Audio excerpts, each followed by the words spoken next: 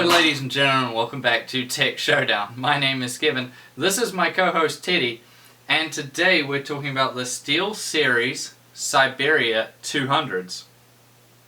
Now if these look familiar to you, you are not alone, because basically what's happened is the very popular Steelseries Siberia V2s, which I have right here, these are the pink ones, sold very well. Then they came out with the V3, which I tested actually when they first came out, and I didn't think the V3 was much of an improvement over the V2. In some areas it was like a downgrade. They did a lot of funny things, like they got rid of like the volume control on the cable, and there's just weird things. So what Steelseries thought was, hey, let's go back to basically the V2, and they came out with the 200. So what is the difference between these two? And if you think the pink one's, you know, maybe some special edition one, here you go, here's another pair of V2s. These are the originals when they first came out, V2s. So yeah, we got two V2s and the 200, so good testing environment. Yeah, they're saying that outside it's the same, but there's some under the hood changes. However, I've been looking around online, and honestly, from all the specs and stuff I've been looking at, I can't see any difference, at least in the specifications, of the 200 series and the V2s. They seem exactly the same in every single way, except, you know, you get a few more colors on the 200s, and of course you get a new name.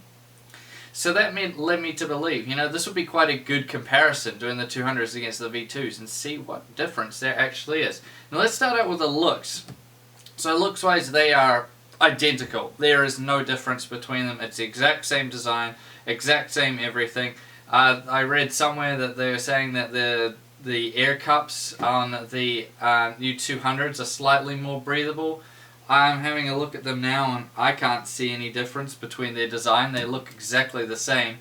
The air cups themselves aren't any bigger, they're still the same size, and just everything about them seems exactly the same amount of padding, same material, so everything is exactly the same looks-wise between them.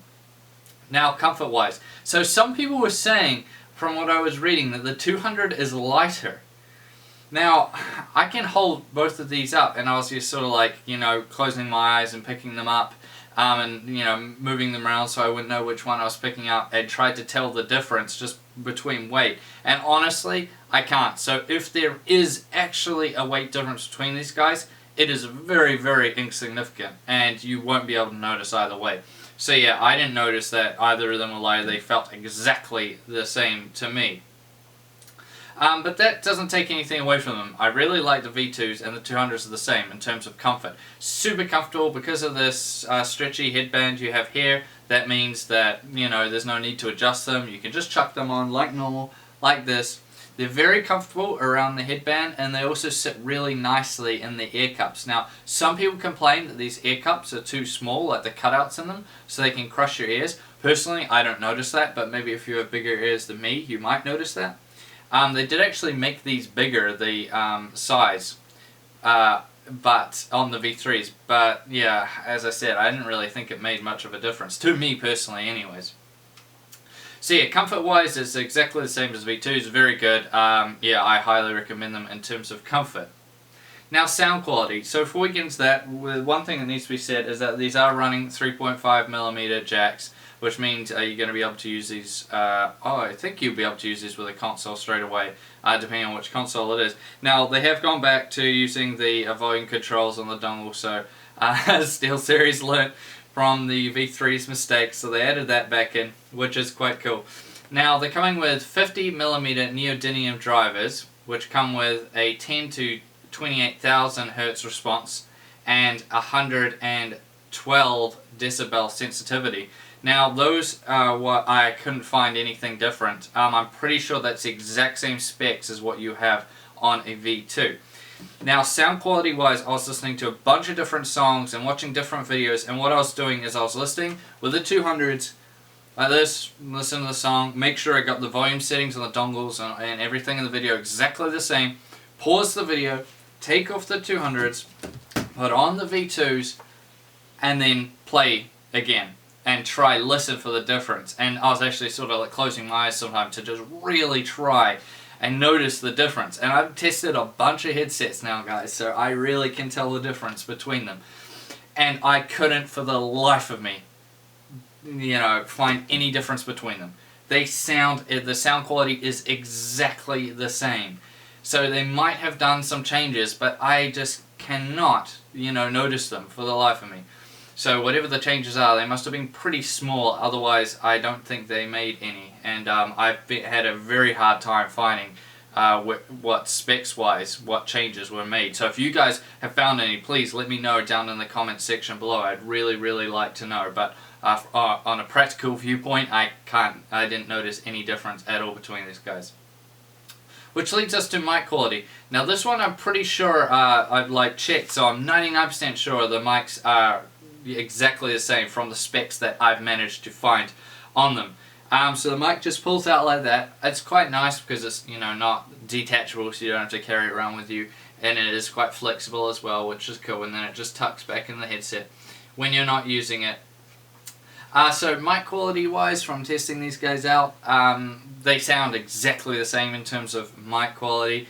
But as always, I'll let you guys judge for yourself. So up first is the Siberia 200's mic quality, followed by the Siberia V2's mic quality.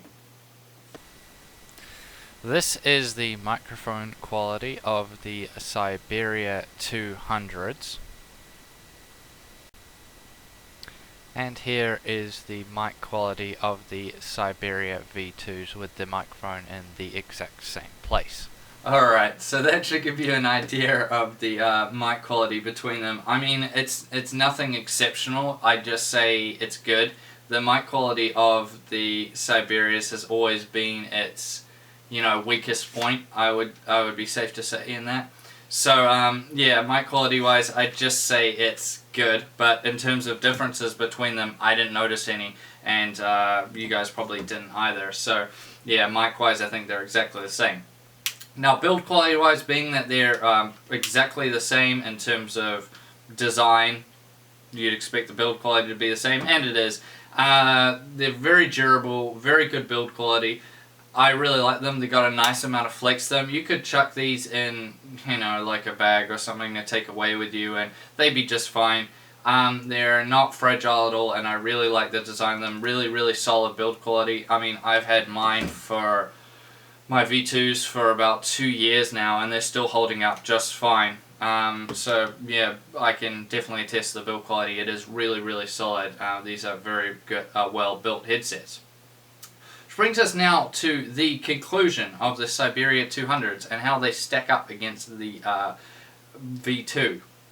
So honestly, I think it's just a name change, and they added in some new colors. Honestly, there might be some on-paper changes that I was unable to find, but in practical testing in the real world, I didn't notice any difference between these two headsets. Honestly, they just seem exactly the same in every regard. So, yeah, that's basically how I got to call this review. The 200 is just a name change. It's yeah, that's all it is, basically, with some new colors thrown in. That being said, I would still highly recommend them if, of course, you can't get, V2s where you live anymore. But you wanted one, then of course go for the 200s. It's the same thing. They're still a very, very good headset. I do highly recommend them. They're a real great all-rounder. They usually come in at a really good price as well. And they're just a really solid, good headset for the vast majority of users out there. Not the best by any means, but just a really good, solid all-rounder. Now, I thank you all for watching this video. Please subscribe to Tech Showdown if you haven't already, and like the video. And as always, I'll see you guys next time.